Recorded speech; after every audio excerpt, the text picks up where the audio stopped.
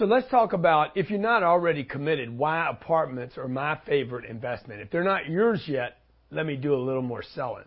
Admittedly, I am a coward. I said this earlier when it comes to investing. I don't want to lose money. And this is the number one reason I love apartments. Everything I have today worked for hard to get. Everything I have today, I have had to work extremely hard to get. Probably like you. And I'm extremely protective of those things I have worked so hard for. Like you, I feel like I've worked really, really hard for my money. It didn't come easy. I'm not a lucky person. And the last thing I ever want to do is blow my money. I was taught to have respect for money. My dad taught me the value of money, and he stressed to me continuously the need to be disciplined and responsible with money once earned. I still remember the quarter my dad trusted me with at the age of 8. I lost it when I was playing with it, and will never forget my dad saying, never play with money. Don't play with money. Don't waste money. Money doesn't grow on trees, and never lose money. I know how hard a person has to work to ever have any extra money. I didn't come from money. I started from zero. I've had massive appreciation for anyone who can accumulate wealth over their lifetime. There's another level to money that most people never learn, and that is the art of multiplying. And you can't multiply money if you lose it. This is the genius of money. Multiplying money is the genius and why I love apartments. Number one, I can't lose my money in them when picked right. And number two, I have the ability to multiply with my money.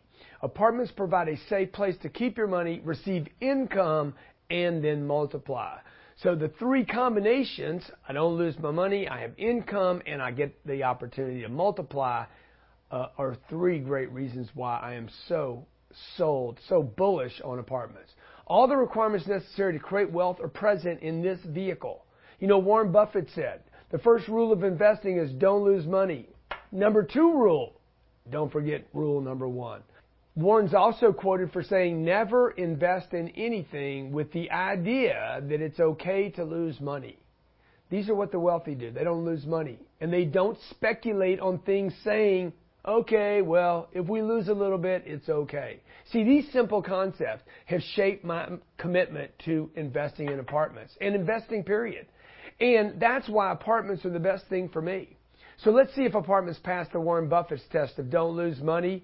Never lose money. If you forget rule number 1, go back to rule number 2 on rule number 1, which is don't lose money. Look, when you buy an apartment building that produces positive cash flow in excess of the cost to manage it, will that property be there tomorrow and in the future would be my question for you. If it's going to be there in the future, if it's going to be there next month, next year, 5 years from now, 10 years from now, in a good part of your city, and it provided you with cash flow while you were there, how could you possibly lose your money? Look, we all know the value of money goes down over time. That's called depreciation. Paper becomes useless. Before it even depreciates, you could lose it. Something could happen to it. Fire can destroy it, okay? You could lose it off of a boat. You could lose it because somebody stole it. You could misplace it. But what we know for sure is even if you don't lose it, it is going down in value. Even if it doesn't get burned up in a fire, it is going down in value. By the way, cash in a fire is not replaceable by your insurance. Okay? Most people would agree that real assets, real hard assets in good locations, particularly like the one behind me, will go up in value over time. See, this passes Warren Buffett's first 2 rules. Number 1, don't lose money. Number 2, never forget rule number 1. Now look at Warren's next criteria. Look at what he's actually bought, not just what he says. He buys companies that always produce cash flow. He buys Coca-Cola, produces cash flow every month. See's Candy, people buy candy, throw it away, buy some more candy. Burlington Railroads, Wells Fargo, Apple. Did I say Coca-Cola? Yes, I did. How about this? American Express. These companies produce cash flow, positive cash flow every month. Look at a company like Apple Computer. Has all these different products, big, wide top, that produces a lot of cash flow going down to the bottom. Contrary to popular belief, Warren Buffett is not an investor in stocks. He invests in companies that are indestructible, that have proven they're indestructible going forward. They produce dependable cash flow. They're valued on their cash flow and their future cash flow. And because of those 3 things, they will appreciate in value over time into the future due to their ability, again, to produce cash flow. Warren Buffett uses a depreciating asset, cash, going down in value every day, to buy assets, real companies that produce more of this depreciating asset called cash. How do you keep up with $100 that's going down in value? Get the 100 to have more babies. Okay? Why is the golden goose valuable? Because it has little baby geese or gold. Okay? Now understand that most of us cannot take major positions in Coca-Cola, Wells Fargo, or American Express. You can't buy 10 or 15 million or $150 million position in Apple Computer. And that's why guys like me and you buy apartments. Here's the 4 major reasons I love apartments. Number 1, they're real assets. It's not paper. It can't be burned up easily. By the way, that 31 acres behind me, that 346 units, yeah, one building could catch on fire. And maybe I lose 2 units. I'm not going to get a fire to take down 346 units all in one fire. These are real assets. It's not paper junk, fiat. They can't be easily replaced. To build that again, I need concrete. I need trucks. I need, what else? I need glass. I need stucco. I need lots of planning. I need permits. Okay, they're real assets, not paper. They can't be easily replaced. I need a piece of land for them to go on. I need them approved by the city and the state. Number 2, why do I love apartments? They produce positive cash flow. That deal behind me is going to probably produce 6% cash flow in year 1. Over the next 10 years, rents might go up, which is why I love apartments. Number 3, apartments appreciate as rents go up. This is called your multiplier. This is why I get the explosion out of the top. 1, I get cash flow. Number 1, I don't lose my money. Number 2, I get positive cash flow on my investment dollars. And number 3, when rents rise over time, and they will, okay, as long as I bought the right location, right place, and deliver a good service, the rents over time, even if I don't deliver a good service, I sell the property to somebody else over the next 10, 15, 20, 30 years. If there's 3 owners, the third owner will probably have higher rents than I had when I bought it. This is called your multiplier. Because as rents go up, the value of the property goes up. And the 4th reason I love apartments. And the reason that separates it from stocks by itself is called the leverage of debt. Okay? For every $1 million I invest in that apartment deal, I own $3 to $4 million worth of real estate. You can't do that in stocks. When you buy $1 million worth of stock, you need to pay $1 million for it. Okay? Yeah, you could have some margin, but that means they have your money sitting in an account to cover your margin.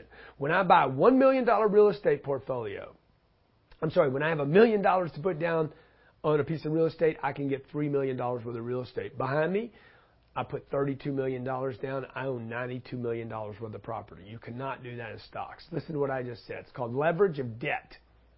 Okay? With $32 million, I can be worth $100 million. $32 million buys a $100 million position. Listen to what I'm telling you now, because right now what I'm doing is I'm showing you the single vehicle on this planet. The only vehicle where you can take 30 cents and turn it into $1, just like that. As long as you have time and cash flow, good positions and good locations, and rents rise in the market, you are going to make a fortune doing this. Let me explain by using an example that I just did. I'm buying an apartment, actually closed on an apartment building in Orlando, Florida. Let's see if this deal stands the test of the 4 main reasons. If, by the way, you can even remember the 4 main reasons I buy apartments. What are they? Number 1, I can't lose money. Number 2, I get cash flow. Number 3, I get the rent multiplier. Number 4, the leverage of debt. The property I bought was 240 units. Great location. Across from the Ritz-Carlton Hotel. Big brand, big name, lots of money behind it. Great street frontage, and I was 95% occupied when I bought the property. 240 units, multiplied times 0.95. 228 units out of 240. I have 12 units vacant. My vacancy is bigger than your big deal, right? I want my vacancy. I want 12 units vacant, by the way. It gives me a chance to fluff the rents. 228 units are going to pay me every month in a great location across from the Ritz, great street frontage, and check this out, it produces positive cash flow on the first month about 6 to 8% annualized. Not 6% a month, but if I take the first month and take it out 12 months, it looks like this property is going to pay me 6 to 8%. You're like, oh, I'm not impressed. Okay, good.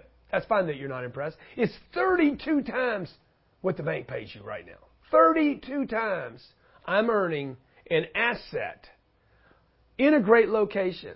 I'm earning 32 times what the bank pays you on your cash right now that's going down in value. You can't even keep up with inflation, number one. Number two, this property, on rule number one, remember rule number one, I don't want to lose my money and I want to buy things that can't be easily replaced. Rule number one, cannot be easily replaced. I can't lose my money. If it can't be easily replaced, it'll become more valuable over the future. Short of some worldwide devastation, maybe Kim Jong goes nuts and freaking hits a nuke weapon that makes it all the way to Orlando and it lands right on my property and blows up everything. That's covered. This property will not suddenly disappear and is built to last hundreds of years. There's no technology that I know of today that can suddenly replace 240 units, 228 which are rented, a swimming pool, a fitness center, great location. The property is in such a great location. Lots of jobs around. In Orlando, a city that should be here in the future and where people want to live. Second rule, the property produces positive cash flow of 5 to 8% per year based on the current operations, after the paint, after the carpets, after the bullshit, after the manager, after the phone calls, after the advertising, and after the debt. I put $15 million down and I bought a $50 million property. It should pay our investors at Cardone Capital between $900,000 and $1.2 million a year. Okay? Third rule, appreciation, the multiplier. This is very important. Our target for all our investments is to sell the property at some time in the future where we take or make a minimum of 100% on our investment in addition to the cash flow. I put 15 big ones down. I expect to get my 15 back plus 15. The fourth rule, leverage, the ultimate multiplier. The ultimate multiplier is the fact that we use $1 to buy $3 or $4. What investment allows you today to invest $1 million and own $4 million in assets? Or in this case, what investment allows you to put down $15 million and control 50? Add to that these assets cannot be easily replaced, provide positive cash flow, we're paid every month to wait for appreciation. Okay, so rule four is the leverage, the ultimate multiplier. Okay, understand what we're doing here is this. Let me fix this. One buys $3 to $4, okay? In the book, I talk about it buying 4. It might only buy 3. I might have to put 65% leverage on the deal rather than a full 75%, which brings me back to about $1 buys $3 to $4, okay? Either way, I'm good, right? $1 buys $3, $1 buys $4. Either way, I multiply. These are multipliers, and this is how you create wealth ultimately. What investment allows you today to give $1 and buy 3? Or $1 that buys $4, okay? Now, if I could change this to millions, watch what happens. 1 million becomes 3 million. 1 million becomes 4 million. What if I did this? What if I put 15 million down and I could control 50 million? The property that I talked about earlier in Orlando, that's what I did. The property behind me on the screen here, I put $32 million down and I controlled 92 million. What investment on this planet allows you to do that? Now add to that these assets can't be easily replaced. This is critical and vital. You have to buy assets that cannot be easily replaced. These are called barriers to entry. Add to that I get positive cash flow on these amounts. Cash flow. They can't be easily replaced. I want this money right here. This money right here to produce cash flow. If I could get the rest of it to pay me a penny, I don't have any money down on the remainder of this, right? Then that would be cool too. But if I just get cash flow on my equity down, and I got the leverage, the multiplier, okay, we just wait until we get appreciation. One day, someday, in the future, if I picked right, these properties right here, both of which I closed on, these properties in the future, 5 years, 10 years, 15 years, 20 years, should go up in value, particularly if the cash flow goes up. So at what price would I need to sell my $50 million property to have a double? Okay, watch this.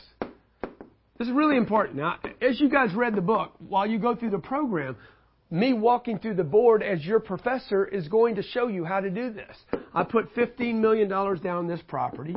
When I bought it, when I closed on it with debt from a group called TH. It's one of the biggest apartment lenders in the world. They have tremendous, hundreds of billions of dollars to lend people. $50 million is what I paid for the property. That's what we closed at. I put $15 million down, and I financed $35 million. This is my equity, and this is my debt. Okay? This was the price. What did I pay for the property? Ding dong, ding dong, ding dong. I paid $15 million for the property. So at what price would I need to sell the $50 million property? Because in a future chapter, and you've heard me talk about this before, you should know your exit when you purchase. I know you're thinking, this is the best real estate program I've ever bought. I know that because I know what I'm doing, okay? And what price would you need to exit this deal to make 100% on your money? At first glance, you would think to make 100% on your money, 100% of $50 million, I'm going to explain the multiplier to you now, $50 million, for $50 million to be worth 100% more than it is today, I would need to sell the property for $100 million. But that would not be true. I would actually only have to sell this for $65 million to make 100% on my money, because this is what I paid for the property. So then I look at the property. I love it. Location's great. The cash flow is there. I like the location. I like all that stuff about it. How do I exit the deal so I make some money-o? I put $15 million down to buy the property, not 50. I didn't pay 50. And I was able to leverage my relationships with lenders like TH or Fannie Mae or Freddie Mac and get a loan. So let's say it takes me 10 years to accomplish this, to get the $15 million. And by the way, that sounds reasonable to me, somewhere between 6 and 10 years.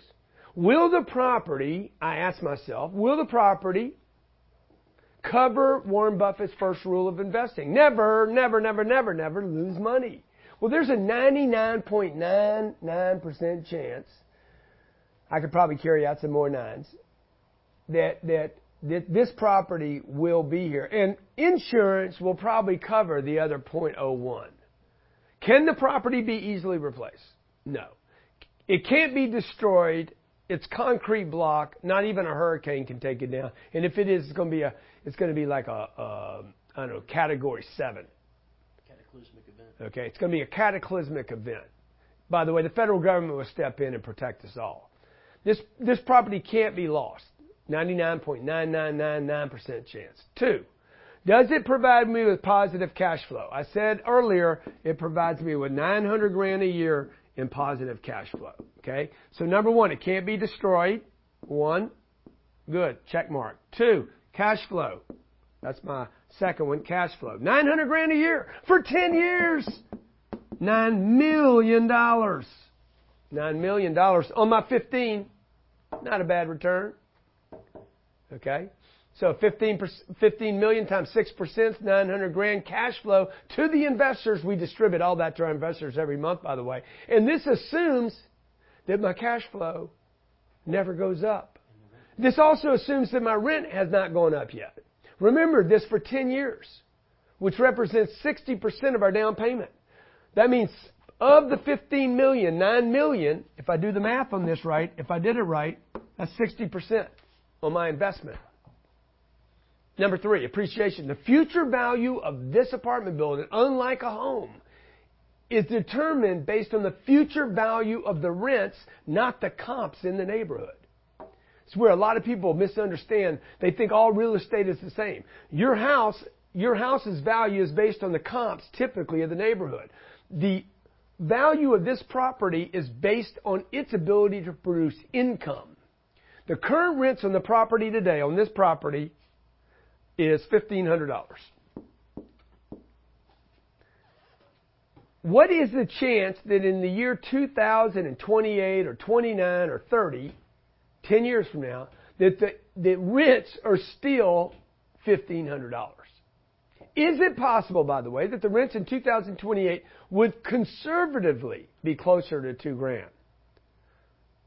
If I don't get a rent increase this year, next year, the third year, fourth year. If I don't even get a rent increase for the fifth year, let's say rents are flat for the next 5 years, something happens.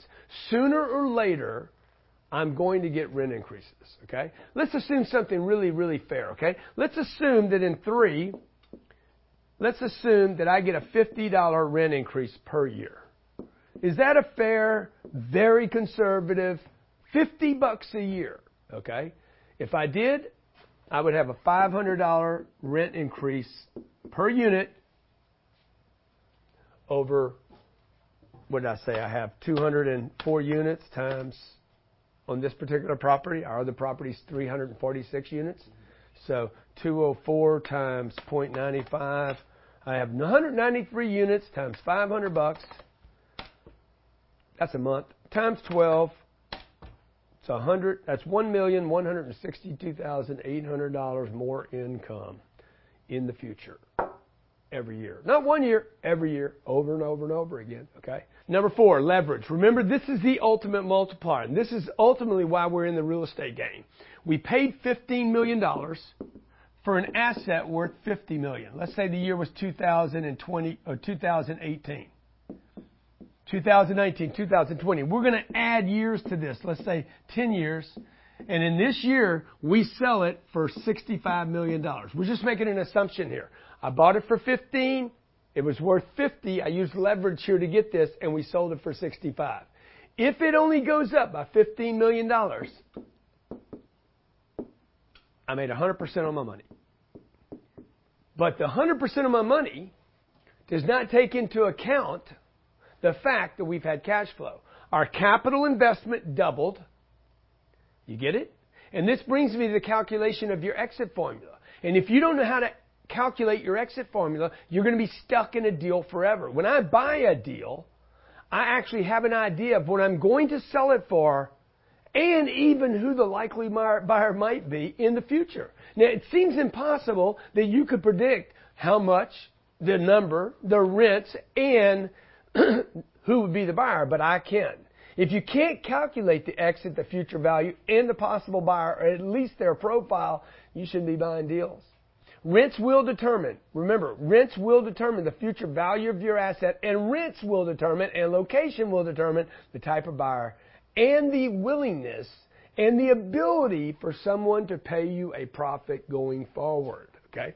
The only thing that would keep somebody from paying me $65 million for this property is the location, the city, the jobs, the debt.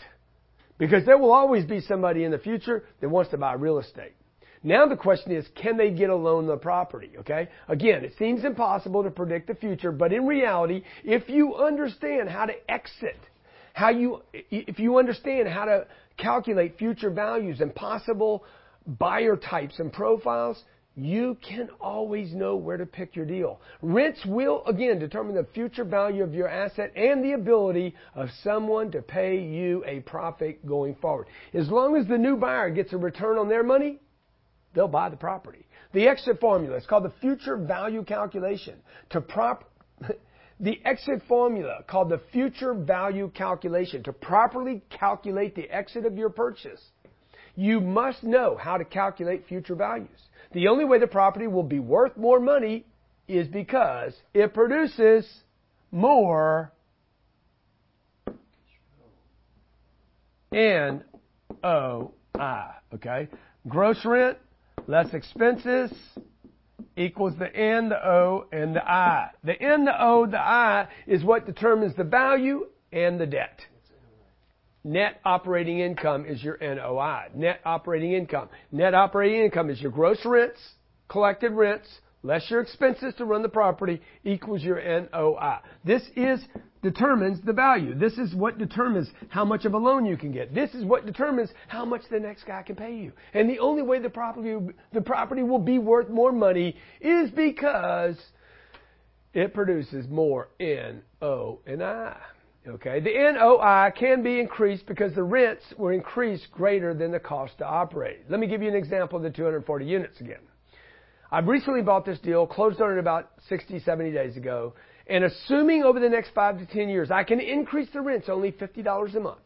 Not a big deal, just $50 per month Not every month, 50 months a year, but for 12 months. Okay, so I would take a rent that's $1,500 right now, and somewhere over the next 10 years, I would assume that I can increase the rents about 3% per year. 3%, $1,500, it's about $45. Next year it'll be about $47. Third year it'll be about $51. Fourth year it'll be, get it? Over 5 years, if I can increase the rents $50 a year over the next 10 years, that's $500. If I can increase them 3% a year over the next 10 years, that's 30%. How do you want to do it? You want to do dollars or you want to do percentages? I like dollars. But we can do it either way because I know what I'm doing. Over those 5 years, that would be a 30% increase to the rents of $1,500. Easy for me to assume the rents would then be $2,000 in the year 2028. Currently $1,500, add $500, that's $2,000 a month rents, okay? Now let me show you how the math gets really stupid, sick, and crazy, and why I'm so damn excited about you learning this material with me. Because if you do what I tell you to do here, pick in the right locations, stay for long periods of time, get positive cash flow, don't over leverage your deals, pick selectively and carefully, do your damn homework, you're going to protect your investment dollars, you're not going to lose money, you're going to get cash flow, and if you can wait till the right time, you're going to make a bunch of money, okay? So watch this. 240 units times, what did I get? $500 a year? Is that what I said? $500? No. $500 per unit, over the period of 10 years. In the 10th year, we're going to be selling the property. They're going to look at the 9th and 10th year to evaluate the property, right? $500 times 12 months. So it's going to be 240 times 500 times 12, and that's going to equal a bunch of money times 0.95%. Why? Because I'll never be full. That might be high too, by the way. That could be 90. I could back that off to 88 if I wanted to. That would be an NOI increase if I'm doing my math right.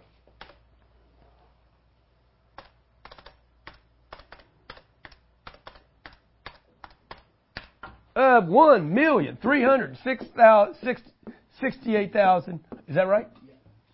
That's what that number would be. Now, NOI increased by 1,368, assuming that we can operate the property prior to a rent increase. Okay? I'm going to give you a best case scenario and a worst case scenario. Assuming that $1,368,000 did not cost me any more money to operate, because I believe I collected the money before I raised the rents, okay? That is, I can operate the expenses of the property based on that first $1,500, that another $500 a month doesn't really cost me money to collect. So let's just take best case scenario. The new NOI that I increased, 13680, divided by a 0.6 cap rate, would give me $22,800,000 worth of new value. Remember, we bought the deal for $15 million down. We financed it for $35 when we bought it. The property was doing 5 to 8% cash flow. If the rents increased by only $50, this means I could now sell this property today. Assuming all the NOI fell to the bottom line, and I'm not saying I can do that. That's best case scenario. Okay? The $50 million I justified, I would add 22.6, right? 680? Something like that? Is that the right number? 22,800. And the next buyer could pay me $72,800 to get the same return, the same exact 5 to 8% return that I bought it for when I bought it. You understand? When we bought it, the property was doing 5 to 8%. Okay, in 2008, if the rents increased $500 over the period of 10 years, I could sell this property for $72,000. What did I pay for it? Well, first, I probably have a loan in place. Oh, yeah, my loan's $35 million. I got to pay the loan off. I end up with $37 million. What did I put down? 15. Did I say 15? Oh, yeah, I earned 9 on my 15, by the way. Remember that?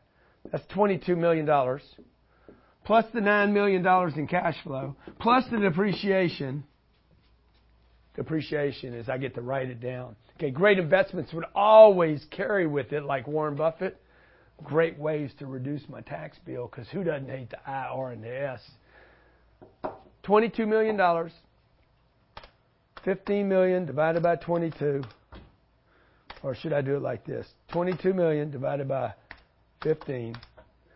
146% return. Before the $9 million, by the way, that would be 31 million. 31 million divided by 15 million.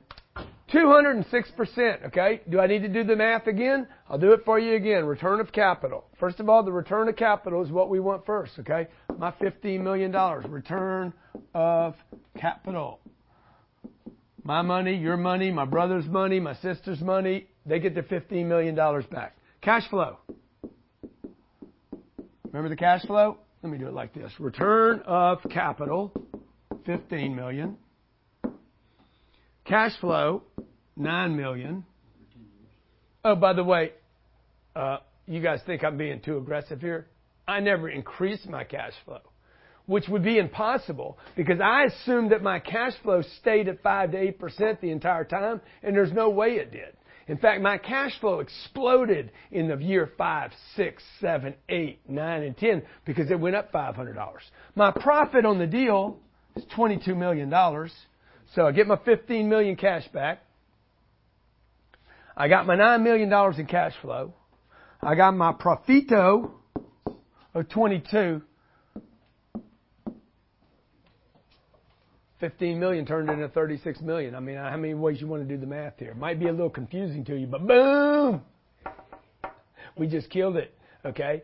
Okay, now, how many different ways you want to figure this out? 200% increase, 300% increase? It's ridiculous, okay? 15 million turned into 36. Let's just divide 36 by 15 divided by 15. That's a 240% return. Or I could say what? I could say 15 is now 15, 24. Oh, I'm sorry. Made a little $10 million error right here. Why don't we do the math right, Grant? Come on. 46 divided by 15. 306% return. It don't matter, folks. These are just bragging rights now. Now I'm just being stupid. The only thing that matters is money, not percentages. So don't let Wall Street trick you with their freaking dumb ass made up bullshit percentages, because they don't matter. How much money did I make? See, I said earlier, I'm a coward when it comes to investing. Who's going to put $15 million into a real estate deal? I do. But I'll never put $15 million of my hard-earned money into a stock, and I certainly won't let it sit at the bank or give it to Wall Street, and neither will you. And if you did, it'd be because you're an insider and you know something going on. Warren Buffett won't even put $15 million. One of the richest men in the world won't put $15 million of his money into a stock. No, what he'll do is he'll go take a $3 billion position in Coca-Cola or Amex or Apple Computer. Why? Because he knows something. And you should too. Number one, don't lose money. Number two, never lose money, okay? All right. By the way, I've delivered these kind of returns. Like, I think I'm in 8 or 9 states right now. I've done 40 plus deals. I have done this over and over and over again, with one exception. Most of my returns are like 15 and 20% a year, not 5 and 8. I'm going to change the game in real estate. How people invest in real estate, I'm going to do that with Cardone Capital. That's my goal. So while all this might seem a little confusing to you, take a few minutes. Go back over the math I just did. I know you don't believe these kind of returns are possible because you've never been in deals like this. You know why? Because you're buying duplexes. You're buying fourplexes, and you're buying crap, leftovers. You're never going to see that kind of return in a house. Right? Can you imagine buying a house for $400,000? You pay cash for it times 306%. You'd have to sell the house for like $122 million, $12 million. It ain't going to happen. There's no $400,000 house going to suddenly one day be worth $12 million unless it's in Silicon Valley next to the people at Apple or Facebook. And that might even go down.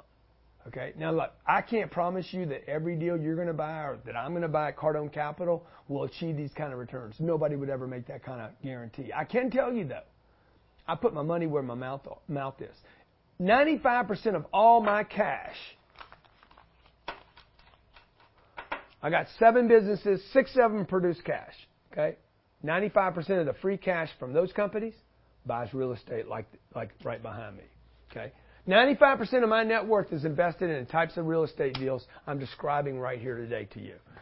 And 95% of the money that I invest is in the kind of deals you'll see at Cardone Capital. If you don't want to learn the game, if you're not willing to pay the price, if you're not going to look at the property, okay, if you're not going to do your due diligence, if you're not going to learn the entry, the exit, the management, don't do it. Find somebody that knows what they're doing and do it with them. It would still be a great investment for you. When we buy a property at Cardone Capital, I purchase it with my funds. Keep this in mind. I buy it with my money. Right? So that deal I showed you right there, I put $15 million of my own money down, and then I let investors decide whether they wanted in the deal. The seller of the property knows I'm buying. Okay, the people that sold me this property behind me, or that sold me the one in Orlando, or that sold me the one in Houston, Texas, they know me. They know I can perform. The seller knows I'm buying their deal. They are assured of the closing because they know my funds are legitimate. They know I have the cash. I show them the cash. They know I have the credit and the ability to get the funding to back the purchase, and they don't worry about whether investors are coming in or not. I'm the one signing on the loan for $35 million, not you. I promise the $35 million gets paid back to a government-subsidized agency. I promise the $35 million, or in this case, $60 million, gets paid back to the life insurance company.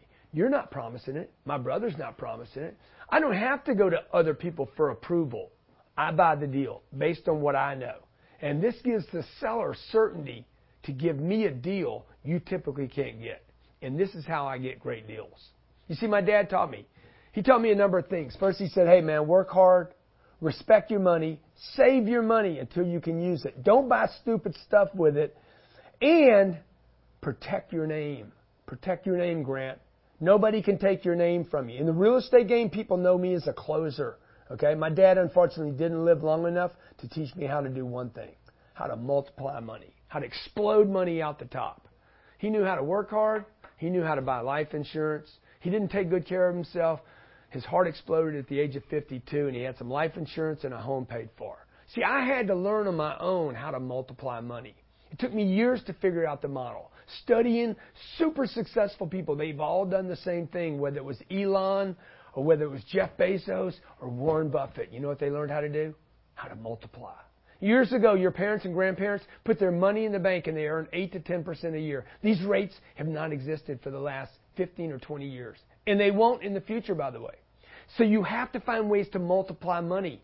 You should not lose your money. You are losing money right now.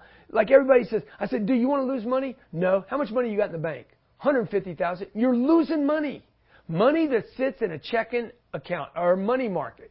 $5 trillion is sitting in money markets today. How about this? Another $5+ trillion is sitting in equity and homes going down in value. The average bank pays less than 0.5% on your money. Equity in your home pays nothing. The average return on our apartment project that we do at Cardone Capital, we do 15% plus. That's 30 times what the bank pays you, Fidelity pays you in a money market, or Merrill Lynch. In my last best-selling book, The Millionaire Booklet, I wrote, there's 3 things you have to learn about money to create wealth. 1, you got to learn how to get it. The more you get, the more you can work with. Number 2, you got to learn how to keep it. This is where Warren says don't lose money. And number 3, you got to learn how to do the X, X, and the X. That comes right out of the 10X rule. If you don't learn how to multiply your customers, the top, your income, okay? If you don't learn how to multiply and get into big numbers, you can never create wealth for yourself. This is what Amazon's doing so well. They create top. The top is a 10Xer. You must learn to multiply your money, and apartments are one of the best vehicles today. Maybe the only vehicle where you can do this without putting your money at risk. Apartments allow you and me, ordinary people, to protect their hard-earned money. And while we wait, collect positive cash flow. While we wait for what? Appreciation. While, by the way, we pay down the debt. In this example, I didn't pay down any debt, okay? I didn't pay down the debt because in this particular example, I have 10 years of interest-only debt. But what if I was paying down the debt as well? This is what I call the ultimate multiplier and what others refer to as leverage. So let's look at my first deal, my first apartment deal, so you can learn from what I did. My first apartment deal made me $4 million in 39 months. I didn't get lucky. I knew what I was doing. People are like, you're so lucky. No, I don't. Luck is not knowing. Knowing takes work. Certainty takes a lot of work. When I bought my first deal, I knew for sure with complete 100% certainty, not faith. I knew for sure. By the way, your first deal, you should know for sure that you're going to make money. I made $4 million in 39 months. By the way, that's the average hold time of our properties. It might be lengthening a little bit now because we're buying better and better assets. Clearly, on my first deal, I did something right. My first house, I broke even. My first apartment deal, I made $4 million. The real success of this deal was done before I even bought the deal. It was done because I knew the market. I knew it was a deal. I didn't stumble across the deal. But when I did, if you say stumble across the deal, I said, dude, that is a deal. That is fate. Okay, but fate requires for me to write a check. And I knew I stole a deal when I saw it. I had the cash ready. I'd paid the price, done my homework, disciplined myself to have the cash ready, and I knew enough about the market that I was in at that time to have the confidence to pull the trigger. And I moved with speed and certainty before someone else did. This is another thing that you have to learn how to do. Once you find a deal, be patient buying. Once you find it, do not be patient. Be impatient. Move with speed and certainty. Even be willing to pay a premium to get it. Most investors miss great deals because they're not sure. It's not because they don't have the money. It's not because they can't raise the money. It's not because they can't get the loan. It's not because they've never managed. It's because they don't have complete certainty that it's a great deal. By the time you get ready, I buy your deal. Just consider how many great deals you've already missed because you weren't sure. Apartments allow ordinary people to protect their hard-earned money and get a positive cash flow. Just remind yourself while you're doing this. While you wait for appreciation and pay down debt, this is called the ultimate multiplier. Once you see the deal, you're like, that's the ultimate multiplier. I looked at hundreds of deals before I bought my first deal. Over my career, I've looked at thousands, hundreds of thousands of apartments without any exaggeration. I know the moment I walk on a property, literally, the moment I see it, I can see a property online. I'm buying it. I know immediately I'm not buying it. I know immediately whether I'm going to buy it or not, and you should too.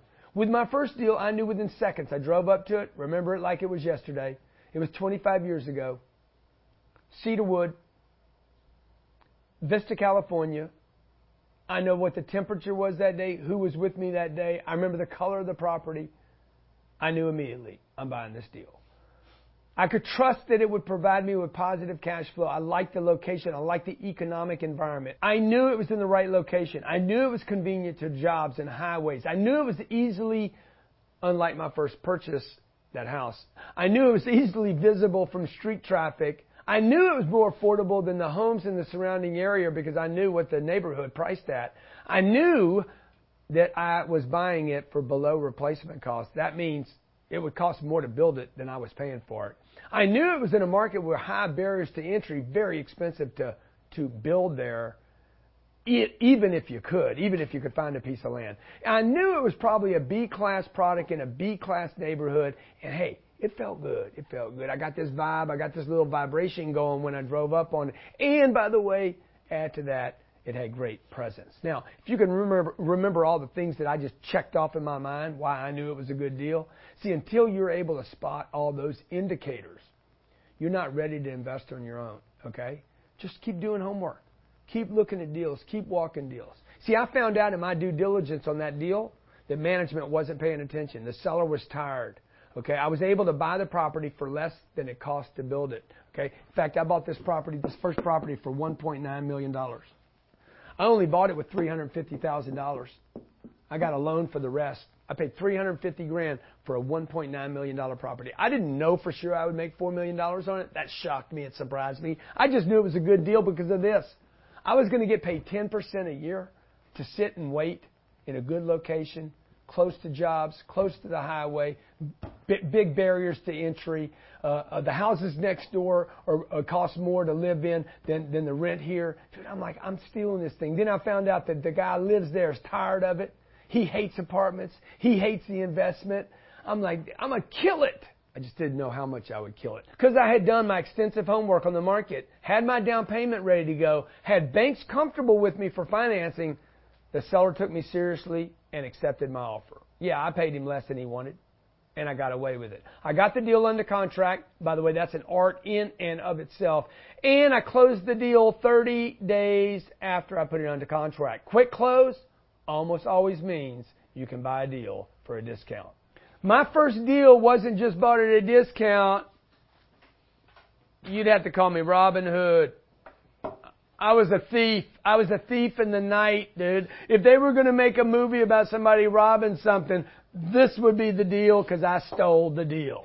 But you can't steal a deal if you don't write a check. 48 units, $1,950,000. I put $350 down. I financed the difference, and the rents from the properties, paid the expenses, the management fees, the utilities, repairs, insurance, the taxes. Did I say the taxes? That's right. People I don't know paid my property taxes. And check this out. They paid the loan down while I waited. That means the loan for $1,550,000 was being paid down by people I don't even know. Now, if you're not excited right now, you don't get it, okay? You don't get it. That means I own something for $350 that's worth $2 million and somebody else pays the rest off, okay? This is freaking magic. Remember the first rule. Don't lose money. Remember, I want cash flow while I wait. I want it every month. I insist on this, by the way, for myself, my family, my friends, and my investors at Cardone Capital. It's not enough for me not to lose money or wait into the future for a profit. I don't speculate. My investors and I deserve to be paid every month on our invested capital. As long as the property has positive cash flow, we distribute that cash flow. The right apartment in the right location, bought at the right time, at the right price, should provide you and your investors with consistent positive cash flow while we wait for the rents to go up and the loan to be paid down and the appreciation to take place. Real estate riddle. Let me give you a little riddle. If you buy a property for $20 million with $5 million down and it cash flows at 10% a year, what did the property cost us? Real estate riddle. Answer. The $20 million property cost us nothing. The $5 million less the cash flow, the 10% per year for 10 years, $500,000, means our original investment is returned in 10 years. Now we literally own the property with no cash. Do you understand what I just said? Cost me nothing. Real estate riddle. If we buy a $20 million property with $5 million down, if I buy a $20 million property with $5 million down, and it does not cash flow, what did the property cost us? Answer,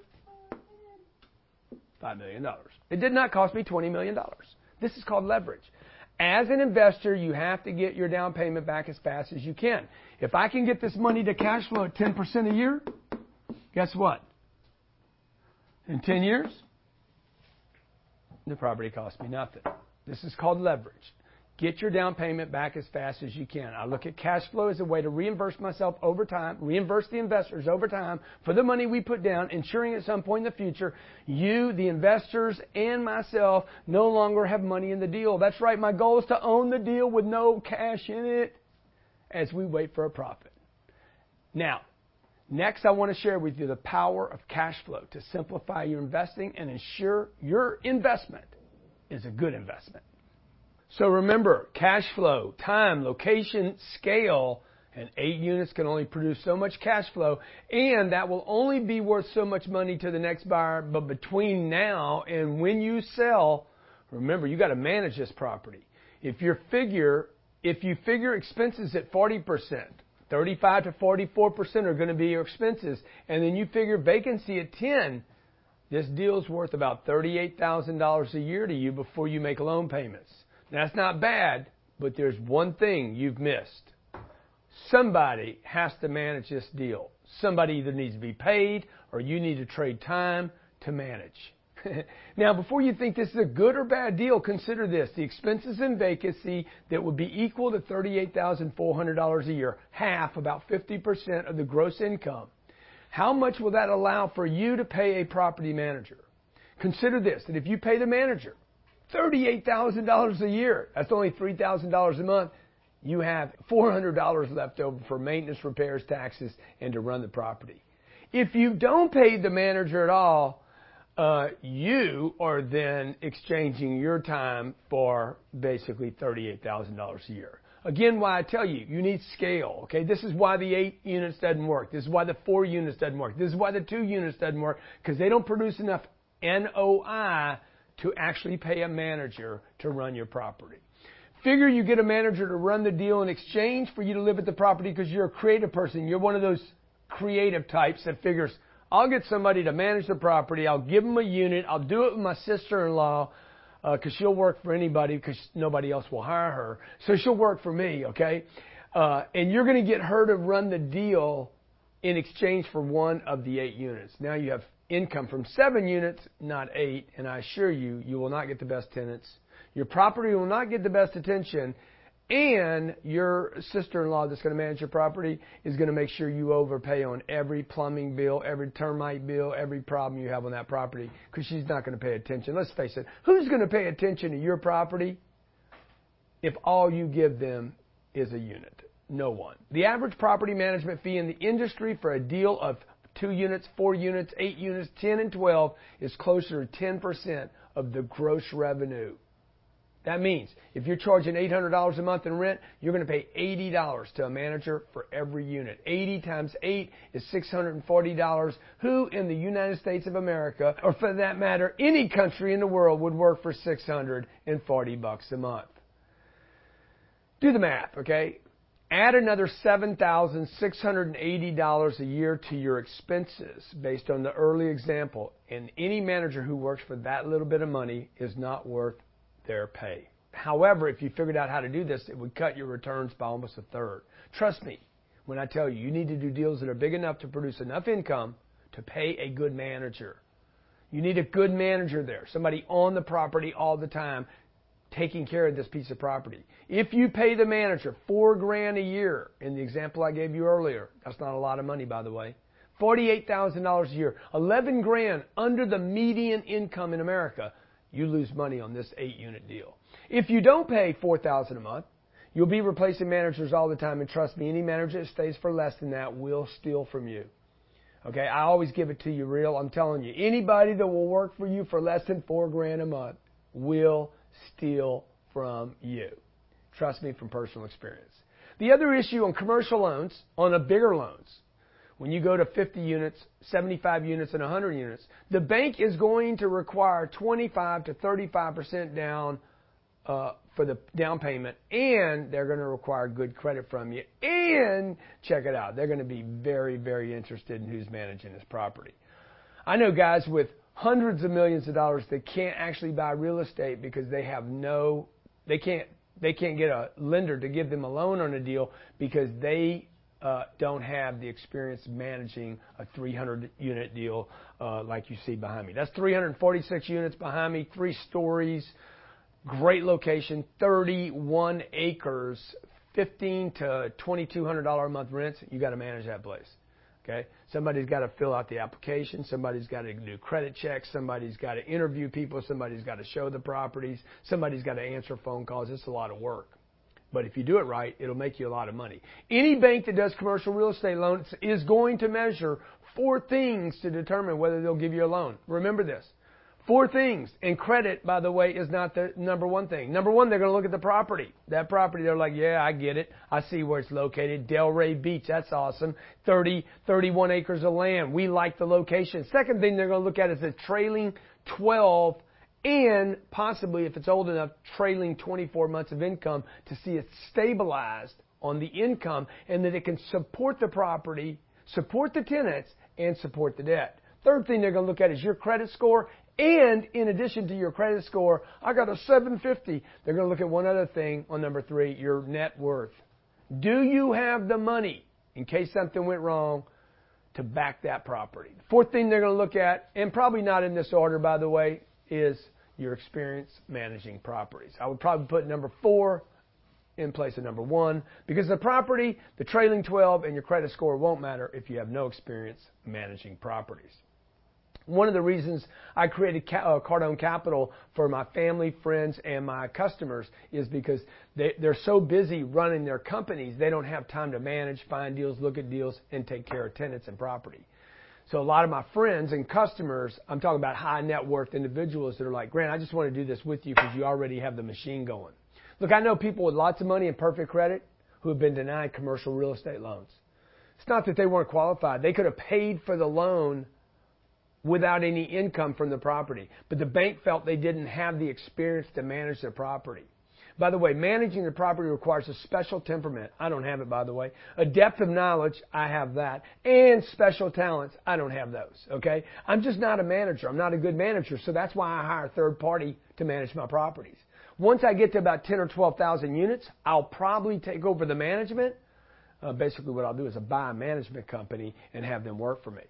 But ask yourself, do you want to handle people's phone calls? 24/7. They'll call you at 2 o'clock in the morning. Hey, I got a problem. Do you want to do the property tours? Okay? Do you want to actually show the 2 unit and then walk all the way over to the 3 unit and then back to the 1 unit? Do you want to handle the leases, the lease expirations? Do you have the time to build out budgets, plan for rehabilitation, tenant turnovers, advertising, collections, complaints, bed bugs, termites, toilets, and everything else that goes with handling people? You know, there's a saying in real estate refers to the 3 T's, tenants, termites, and toilets. But really, it's much more than those 3 things. Managing a property is like being in retail. If you've ever been in retail, you know what I mean. It's like not being paid a commission and being in retail. How about that? It's about being in retail, working Saturdays, Sundays, till 10 o'clock each night, and never being paid a commission. The lower the rents in your property, the lower the rents, the more difficult the property is to manage when you're considering managing. The higher the rents, by the way, on the other side, the flip side of that is the higher the rents, the more the tenant thinks that you should give them a rub. You know what I mean? They're never satisfied because they're like, I'm paying $2,200 a month. I need you to kiss my ass. You have to find the sweet spot in the middle. And even then, in the sweet spot between the really, really affordable and the high end, you better have a great location. You better have great service. You better be able to answer the phone quick. And you better have a good manager. And by the way, if you're the owner, the last person you'd want to be if you're the owner is the manager. Why would you take a pay cut? If you're going to be the owner, be the owner. If you're the manager and the owner, I promise you, you will never raise rents to the level they should be because you're the owner and the manager, and you can't be both. Okay, let's talk now about other assets that you might be considering if you're investing in real estate. Retail properties. These are pieces of real estate like strip shopping centers or malls. They're in every town. You can see them. You can drive by them. Okay? The owner's renting to other businesses. In this case, you'll rent to other business owners. Maybe a hair cuttery or the appliance company. Maybe appliances is a wrong. Okay. The owner, the owner, is renting to other business owners to operate their businesses. Maybe it's a hair cuttery or it's a salon or it's a cosmetic surgeon. Okay? There's 28 million small businesses in America, and most of them, by the way, before you jump into retail, most of them barely make any money. 64% actually break even or lose money. That will be your tenant. It's not going to be Starbucks in most cases. It's not going to be the Saks Fifth Avenue retailer that's well qualified. It's probably not going to be the CVS or the Walgreens in this example. It's going to be retail properties mostly made up of people that are already struggling. The investor at the strip center will lease out to a small business such as a barbershop, a restaurant, toy store, clothier, coffee shops, cosmetologists, maybe a tanner, yoga studios, fitness studios, all that kind of stuff. Okay? Then there's the coupon clipper type of retail. This is where you're buying a property. You're probably building it out to suit a long-term lease from one tenant, maybe a CVS or a Starbucks or a restaurant chain like the Olive Tree. Or maybe you're doing it for Sprint or the Mattress Firm or, the Wells Fargo Bank or a Walgreens. So a lot of money can be made here. This is called coupon clipper money. These are big companies that don't want to own real estate, and they want an operator to come in, build to suit specific properties. These are long-term leases, very stable, called coupon clippers, because basically you just clip a coupon, get a check every month from one client, let's say Wells Fargo, that's going to pay you for the next 15 or 20 years on a lease. Sounds great, doesn't it? Their business, the bank, by the way, their business is not real estate. It is selling their product or their service in the case of coffee or a mattress or bank services. They don't want the liability of real estate on their financial statement to be shown to their investors, so they sign a long-term lease, and this is where you come in. This is where the real estate investor, again, however, while it looks good on paper, like it's low impact, low risk, long-term leases, great tenants. The problem I have with this is you're dependent upon one tenant doing well and continuing in business. And here we are at a time where there's massive disruption going on at every level, from retail to banking. You're susceptible in this environment to economic conditions. But more concerning to me is this disruptive, changing technological culture that we live in today. Consider that you own a property with a CVS or Walgreens anchor tenant. And then Amazon decides, we're going into healthcare in a big way, and we don't want people going to CVS or Walgreens. We want them going to Amazon and buying their goodies there. That will affect everybody that's the pet servicer, the bank. It will affect everybody except maybe until they come out with an app for a haircut. And then the haircuttery guy is going to go away if they ever come out with that app, which, hey, by the way, they could. Okay? Office buildings. Oh, by the way, do you remember Radio Shacks? Radio Shacks used to be like the perfect coupon clipper. They're out of business today. That's why you don't remember them. Office buildings. Okay? Big office buildings. You see them in your city. They could be a single or a multi-tenant building for the use of businesses renting space rather than owning. For instance, I own this space here, but I was a tenant here for quite some time. I was actually a subtenant to the bank who also rents here. This can be a very capital-intensive endeavor, office buildings, requiring you, the owner, to get a long-term lease, 7 to 10 years, hopefully, while managing the capital necessary to invest for the new tenant, referred to as a tenant improvement. So when I move into a building as a tenant, and I'm like, yeah, I'll be here 7 years. I need you to give me a studio, get me new floors, get me new this, get me new that. I want the walls to look at that. Raise the ceilings. Requires a tremendous amount of planning on your part to manage the capital necessary to improve for the tenant, and do a calculation where you basically pay about $5 to $7 per year the tenant agrees to live there. So 10 years, you would spend $50 per square foot in your market to $50, and they're going to rent 20,000 square feet from you. They're going to expect you to spend $1 million in this example up front of your money to get them to agree to a 7 or 10 year lease. It works. It can work. It's called office buildings, and you see them all over the place, okay? Be very careful when you're buying office buildings, because when business gets bad, guess what? That office guy breaks his lease, okay? Let's talk about property classes now before we leave this section. Let's quickly cover the different types of property classifications. Property classifications, A, B, C, and D, were basically created to make it easier for you and I to communicate amongst ourselves and with lenders and with brokers as to what is the quality and the rating of the property among ourselves, okay? We want to talk. Oh, that's a Class A. That's a Class B. It's a Class A location. It's a Class B property in a Class A location. It's Class C tenants in a Class B building in a Class A location, by the way. You could actually have all these different ingredients mixed called classes. The class can refer to the property. It can also refer to the location. And as I spoke in my book, it can also refer to the tenant type. Okay, let's take A class first. A, best grade. Newest, shiniest asset, and it represents the highest quality building in your market. You could also have AA, AAA. These are generally newer buildings, under 15 years of age, if you're taking notes. It could be a brand new building. The building behind me is an A building, probably in a B location, with a B plus tenant. just to be honest with you, okay? Now, the broker's going to tell me it's an A location, A building, and an A tenant, but it's not. These are generally newer buildings.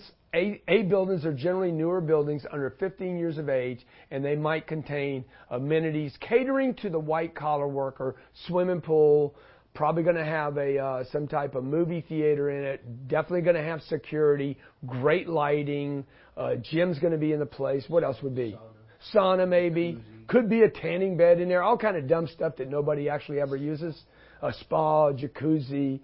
They're going to expect what? I expect great service, okay? On an A-class property, you're going to have a lower cap rate. I know I'm covering a lot of information right here, okay? You got a big program here to eat. This is what it takes to learn about real estate. Don't get overwhelmed here. On your A properties, as you go up, the cap rate goes down. Expect lower cap rates, around 2 to 4.5% on this type of asset.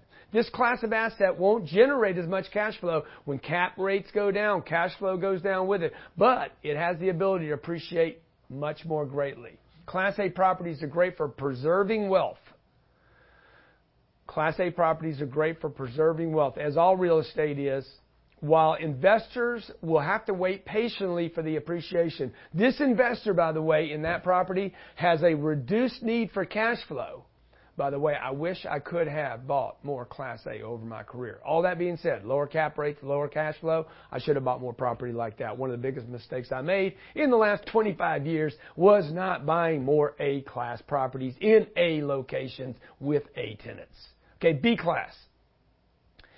By the way, before you move on to the B class, don't assume that what I just said should be where you start. It doesn't mean you should start there. If you need cash flow right now, as the investor matures in his own cycle of investing, they will move typically to newer and newer classes. Okay, let's talk about B class.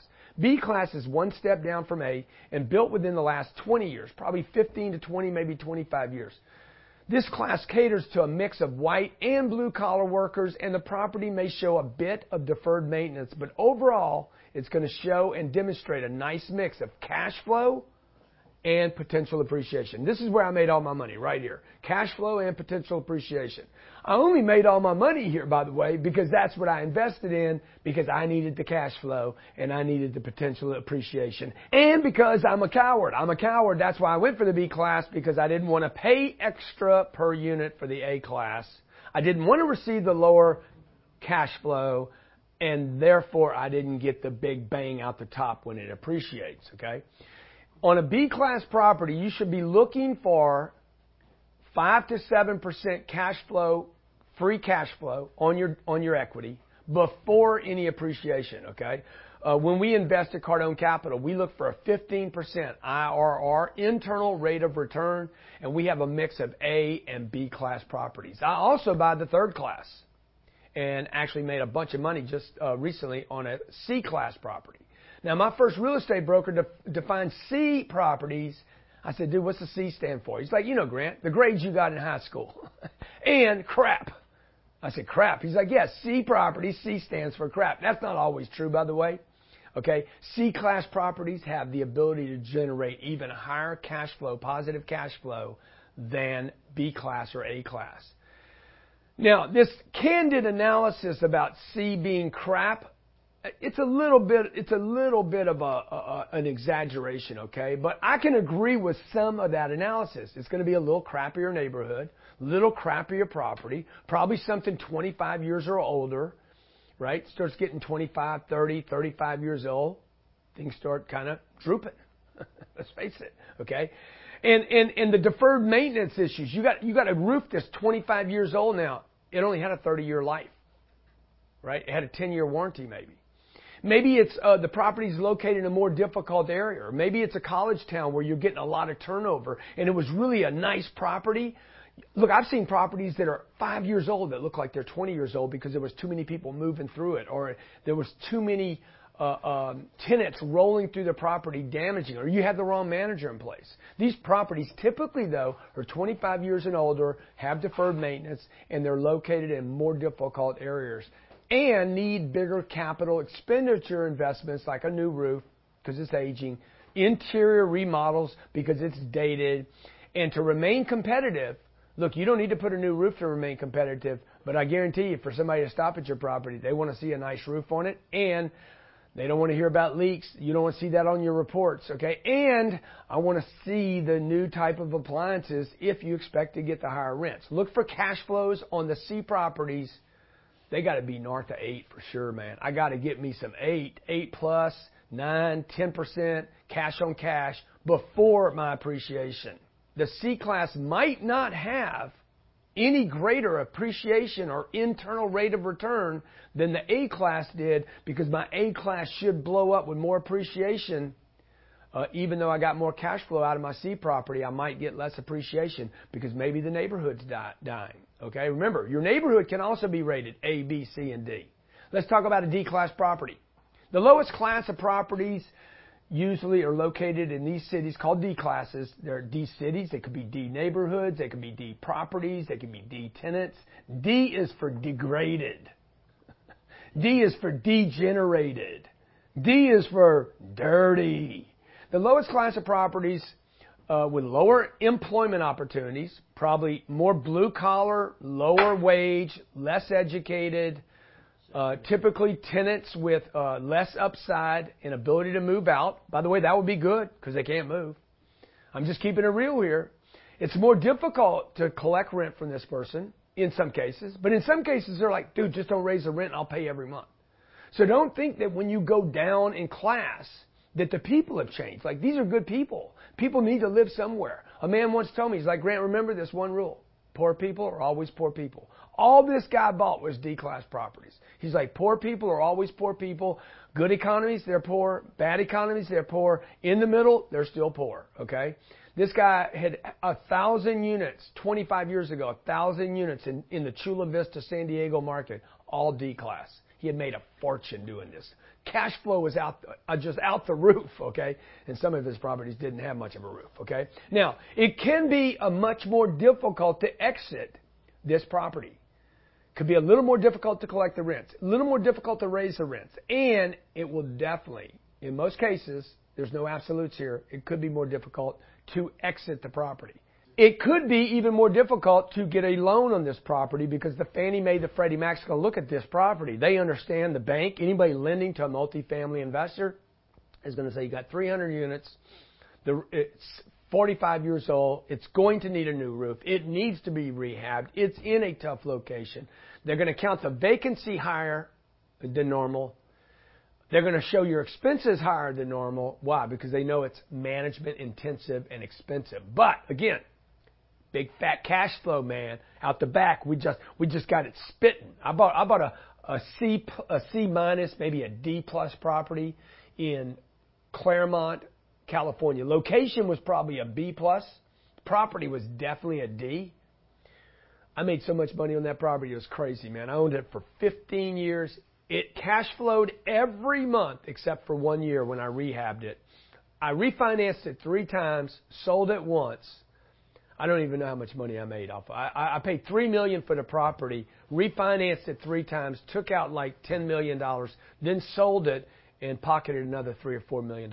Like, it was unbelievable. And it paid me like 25% every single year for 12 years. What is that? 25 times 12?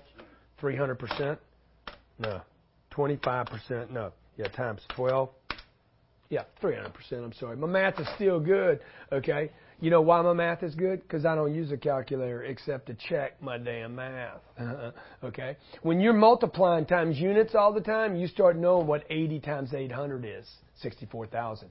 Look, these properties in the D class are highly management intensive, and the tenant base can be difficult to deal with. Think Glock. I'm just saying. Investors get lured into investing in these properties due to the low prices. Oh, man, the cost per unit's so good. Happened to me. But soon the investor realizes they've got more than they can bargain for. These are management-intensive, tough properties. These are the properties people lose. Okay? If you're a single woman with 2 kids, you should not be buying D properties. If you're a young man, you got a full-time job, and you're trying to take care of your family and bank some money, maybe you got it with you. But let me tell you something. You need to get a carry permit, and it's going to be rough. Okay, and you better be tough, and you better be rough, and you better have a strong manager on the property to keep, and you better have some security too. Okay, because you don't want the reports. Remember, years ago, you could have a C and D class property, and the only way you could write a report about it was to basically get in the newspaper. Today, your reviews are going to be online. So if you're going to buy a C and D property, those people are going to destroy you online. Talk about the bed bugs, talking about the termites, talking about the bad service, talking about the crime, talking about the car they got broken into 3 times, and that's going to hurt your ability to attract both tenants and buyers. As a buyer, when I'm buying property, I go look at those reports. I want to see what problems they're having with the tenants because I'm going to have the same problems. I inherit the problems that the last seller created. The assignment of property classes, A, B, C, and D, boy, do I know my shit or what? They're complete arbitraries. And these descriptions are usually generalizations used to communicate more than anything. This is not set in stone or science. John's A and my A might be different. His A might be my B, okay? This is more opinion and less science and should be used only to give you an idea of the quality, the type, the location, the tenant, and the rating of the property. Sometimes whether you're buying or selling impacts how you describe the property, okay? I must say, I've never bought an A, but I've sold. What I bought as a B, I sold as an A, and what they sold me as an A, I bought as a B. Do you understand what I'm saying? It's all in the eyes, as they say, of the beholder. The broker tends to exaggerate the top of property, not in every case, by the way. Some brokers are the most honest people I've ever met. In fact, some brokers are so honest that you want to buy from them, but you don't want them to sell for you. Okay? Huge piece of data right there. You got to know your broker. The guy's so honest, he'll tell you the truth about the purchase, but he's so honest you would not want him to sell that deal for you because he's going to do the same thing on the way out. When I'm buying the A property, again, I see it as a B property for negotiating purpose. And when I'm selling the property, oh yeah, I definitely see it as an A. And if it's not an A plus, it could be. So the Cardone cash flow formulas to have a zero cash basis calculation. I'm going to share with you here a simple calculation to figure out how long it takes you and your investors to get back their investment, their cash investment, at different cash flow levels. It's very simple, and this is how it works. You basically take the cash and divide it by what? You would divide it by the number of years you would like to get your down payment back. How do you lose money if your original money has been returned with cash flow? So let me just give you a different little print here. Cash invested, also known as equity. By the way, there's no such thing as no money down. A promise to pay is not no money down. A promise to pay on a deal is you got to pay people back, okay? So let's say I have the equity. Let's say I bought a deal for $3 million. That's your deal should be $3 million, by the way. Let's say you put $1 million down and you finance $2 million. Don't get stuck right now in how in the world am I ever going to get $1 million. Learn the math, learn the game, commit to the game, commit to finding the big deals that work. Remember, big deals make money. Little deals, easy to get into, hard to get out of. Listen to me. Little deals, easy to get in, hard to get out. So let's put this aside. Let's get your math right. Figure out how to get that $1 million later. So if I take the $1 million, that's what I paid for the property, even though the contract's going to say I paid $3 million, okay? When I get this $1 million back because of cash flow, do I not, in some way, shape, or form, either have a return on my money or that return on my money now represents a return of my capital? Okay? Stay with me here. What are the chances that rents, again, on the previous deal, that rents will be slightly higher in 5 years than they are today? Or maybe it's the deal you're looking at right here. What are the chances if you're buying in a good location, in a good city, with good jobs, with some growth, you got a nice property, what's the chances the rents will be slightly higher? See, as rents go up, the property produces more cash flow to you and your investors. And this is what causes appreciation. The apartment's value is not determined by the comparables in the neighborhood like a house would. A house is not an asset. It doesn't produce income. A house is basically a ball and a chain. Okay, the apartment's value is determined by the rents and the cash flow and the NOI of the property. In the example above, I showed you a never-changing cash flow. Remember, 10 years? I didn't add the $500 rent increase. And I had a 5 to 6% return on my money. But that would be impossible for rents not to go up, considering the upward trajectory of rents over just the last 30 years.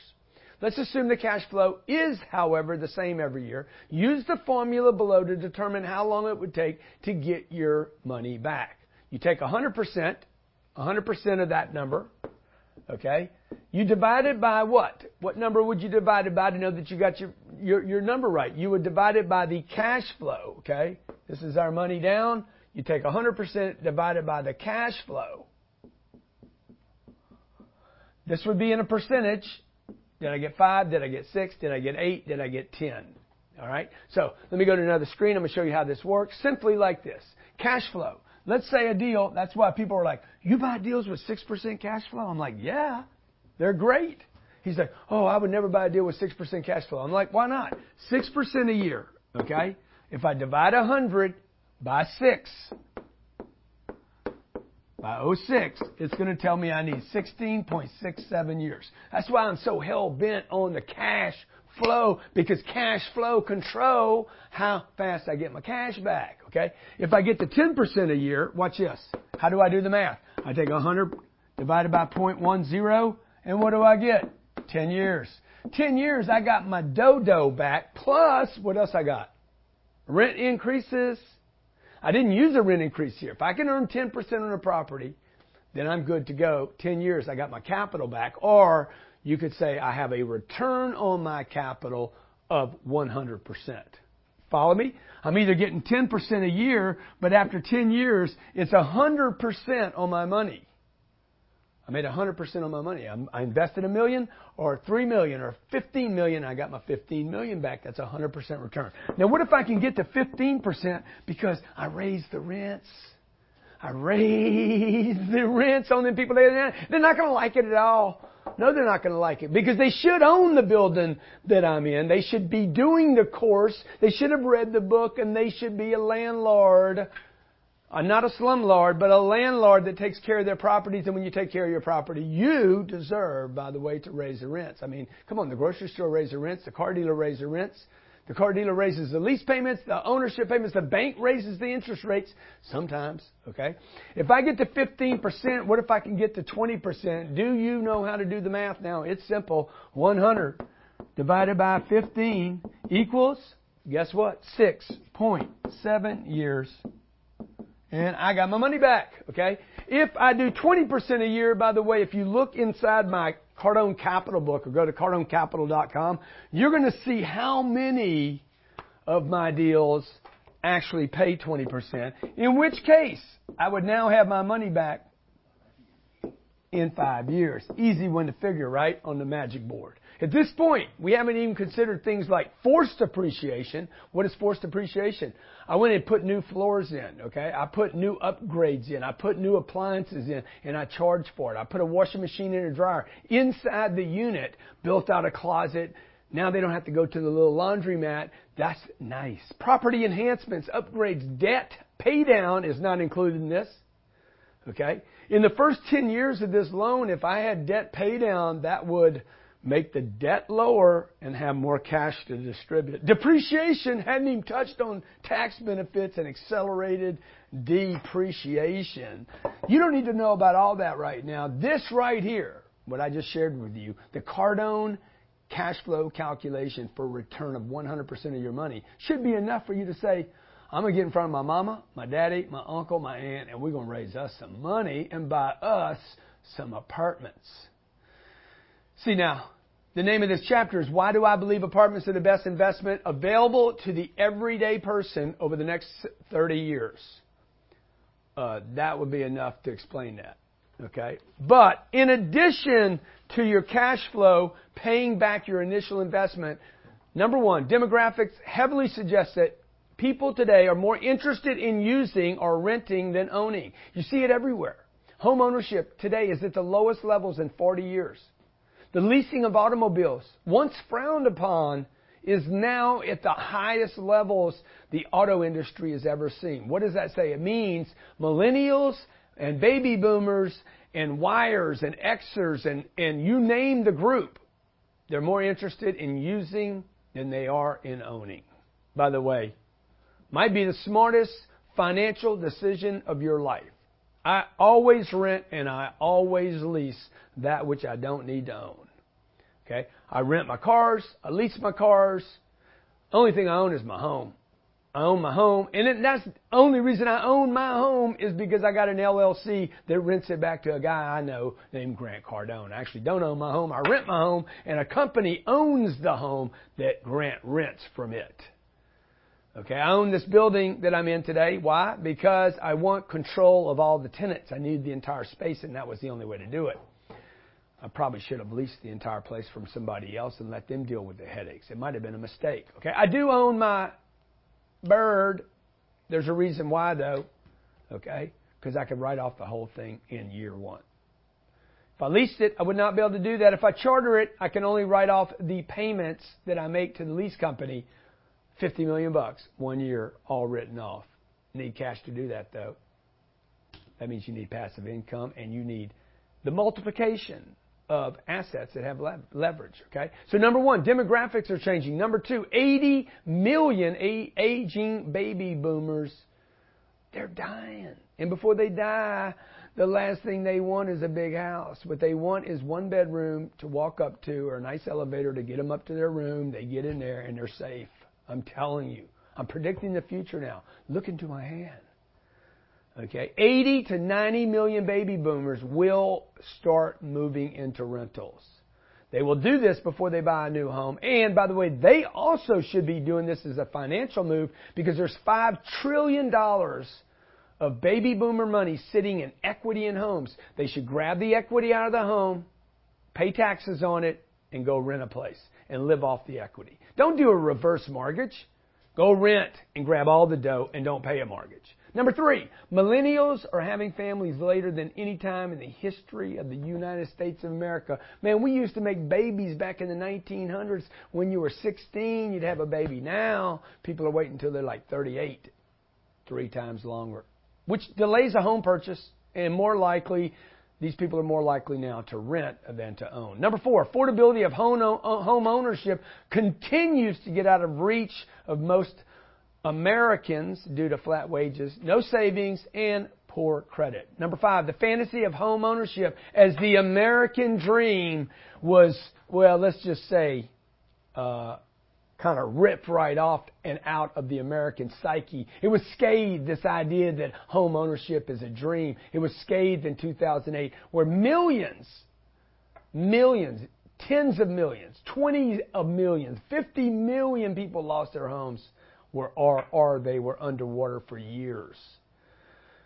Unable to move, unable to be mobile, and worried about something that they've owned 7 or 8 or 9 years. You'd think after 7, 8, 9, 10 years, you'd own it, but no. It's 30-year mortgage. You know some bad stuff's going to happen in 30 years. 6, America has experienced 26 years. That's older than Johnny the camera guy. 26 years of flat wages nationwide, and this will continue, flat wages, as we move into automation and higher unemployment. By the way, we got low unemployment right now. I'm telling the future again. Look into my hands. No, let me look in your hand. I'm going to tell your future, okay? We will have the highest unemployment in the next 8 years than this country's seen in 80 because of robots. Number 7, rental property has outperformed stocks, bonds, and cash over the last 20 years. You don't hear this because the real estate doesn't have a channel like CNBC or NBC, okay? The banks aren't controlling the real estate media production. It's guys like me, everyday guys that are buying real estate, and they don't have their TV channel controlled by Wall Street or Goldman Sachs or Blackstone. Rental property has outperformed, listen to me, has outperformed stocks, bonds, and you know it's outperformed cash. It's definitely outperformed a home, okay, for the last 20 years. And I'm talking about commercial real estate. Number 8. Man, I'm dumping on you now. It's rain and glory and gold. There's a shortage of affordable housing stock in almost every city, growing city in America today. And I'll guarantee you that applies in yours. You pick any city, Sacramento, San Francisco, Los Angeles, Bakersfield, San Diego, anything. You just keep going west. Tucson, Phoenix, Salt Lake City, almost anywhere in Wyoming. Big time up there in the Northwest, or up in the Midwest, okay? Anywhere in Kansas, Missouri. Come on down south. Houston, Dallas, Austin. I'm missing so many great places in America. All the way down to Panama City, to Orlando, Tampa, Miami, all the way north, all up the northeast coast through the Carolinas, Atlanta. Shortage of affordable housing stock. What's affordable? I don't know. $800 to $1,500. What's expensive? $3,000 to $4,000. Depending on the city you're in, you got to figure out what's the affordable. Okay, now what in that affordable band? Can I get a swimming pool? Man, if you give me a swimming pool, man, you give me a little security, you give me a nice place where I can park my car. I might not even have a car in the future. I might just call somebody, hey, come pick me up. Right? Everybody might Uber. Everybody might share. I just need a safe place to sleep at night. There's a shortage of affordable housing. When people build new homes today, when people build new apartments today, they're not building affordable stuff. They're building stuff that you have to rent for $3,000 a month. Okay? So all that new product that's being built in your market will actually lift the rents of the right product at the right location in that right little sweet spot. Number 9, the new housing stock today cannot be built affordably. I just alluded to this. And then it puts upward pressure on the rents. Number 10, leverage. So remember, unlike stocks, bonds, ETFs, and mutual funds, the bank will lend you money, right? 65% is basically 3 to 1, and 75% is basically 4 to 1. I'm sorry. This is 3 to 2. That's 3 to 1. And 80% leverage is 4 to 1. I used to be able to buy real estate with $1 and own 4.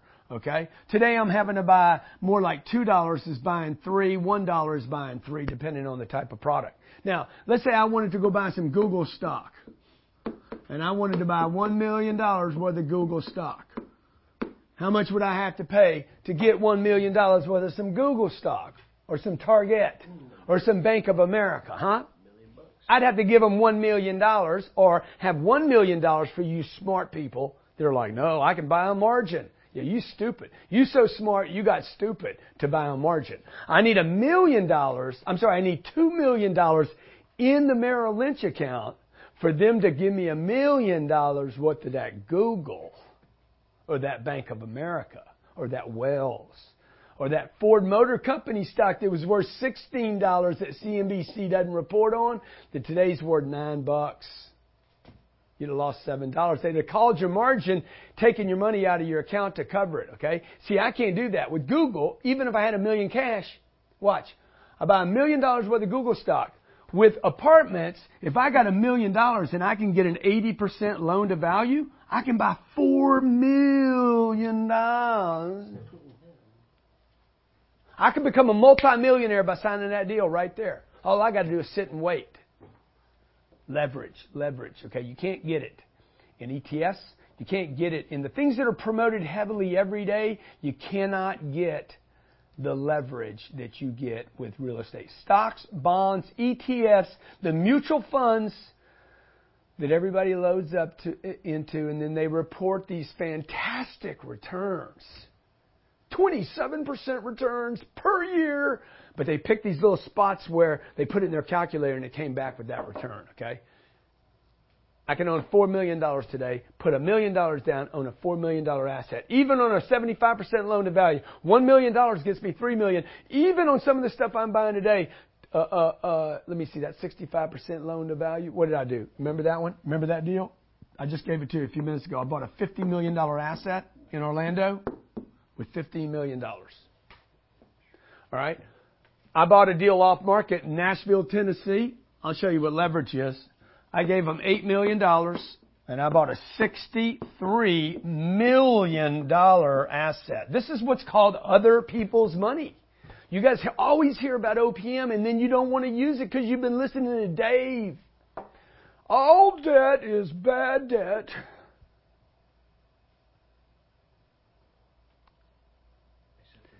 Dude, I put $8 million down, and I control a $63 million property, 826 units. Give me that piece of paper right there. My accountant, my CPA here, my financial officer, just gave me this piece of paper right here so you guys can see this. Okay, I was just writing on it before I started shooting today. This property is going to sell for... Johnny, Johnny, can we just show Johnny what this property is selling for? This is called Nashville. There's the name of it. I don't even need to show it to you. And so, show him that. Can you show him that number, Johnny? Or are you just going to insert it later? Oh, they see it right there. You see it? That says $91 million. Okay? Now watch. $91 million. I don't know if that 91 looks very good over there, but it don't matter. It don't matter how it looks because it's still $91 million. That deal's going to close in 28 days. Okay? So what happened here? We're talking magic, folks. $8 million became 91 less the 63. $27 million. Is that right? $8 million. 91, 27, 28. Sorry, rounding error. It's sad, man. It's sick, okay? You be bragging too, man. I'm so cocky, right? $8 million became $28 million. In how long? 3 years. And I got cash flow every damn month. Now, how did I do this? Because I know apartments. And I know big apartments. Okay? And I know scale. I knew when I bought this who was going to buy it from me. I didn't fix the property. I didn't do anything fancy to the property. I know real estate, and I know that this particular asset class would be good for you and your family as long as you can pick the right city, right location, right time, the right size. Okay, it cash flows. I just got to sit and wait. I earn 10% of my money. I've been earning $800,000 a year on the deal while I waited. I earned $2.4 million while I waited. I distributed it to my investors. There's one guy in here. One of my investors, let's see where's at right now.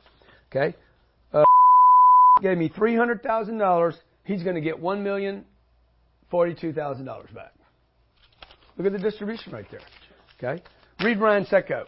Just read Ryan Secco. You listen to Johnny's. Johnny, what did he give me? Ryan Secco gave you $400,000. Yeah. He's getting $1.774 million. Actually, he's going to end up with 133 because I'm going to take a little freaking squeeze from him. I'm going to take 40 grand from him. I'm sorry, I'm going to take 400 grand from him. His 400 as an investor, his 400, he gave me 400 grand. He sold 18 properties for $500,000 of profit. He paid $100,000 to the IR and the S.